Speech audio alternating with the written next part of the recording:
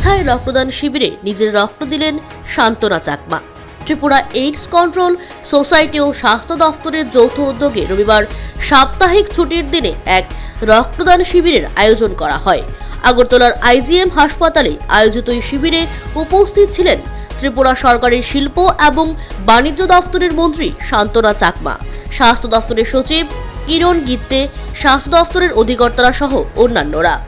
এদিনের রক্তদান শিবিরে শান্তনা চাকমা এবং স্বাস্থ্য দপ্তরের সচিব কিরণ গিত্তের সহধর্মিণী নিজেরা রক্তদানে অংশগ্রহণ করেন।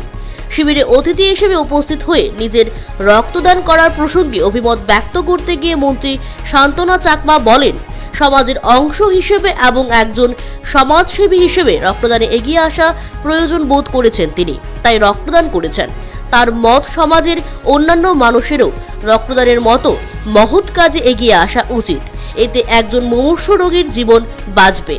রক্তদান করে তিনি অনেক উৎফুল্ল বোধ করেছেন বলেও জানান। ওয়ার্কার হিসেবে আমি মনে করি এটা একটা পার্ট আমাদের প্রত্যেকেরই দরকার সমাজের উন্নয়নের জন্য। সমাজের যারা আরোগ্য ব্যক্তি আছে, যারা মুমূর্ষ রোগী আছে, ওনাদের যখনই ব্লাডের প্রয়োজন, রক্তের প্রয়োজন, সেই মুহূর্তে যদি আমরা কিছুটা সহযোগিতা করতে পারি তার চেয়ে আনন্দ আর বেশি কিছু হয় না।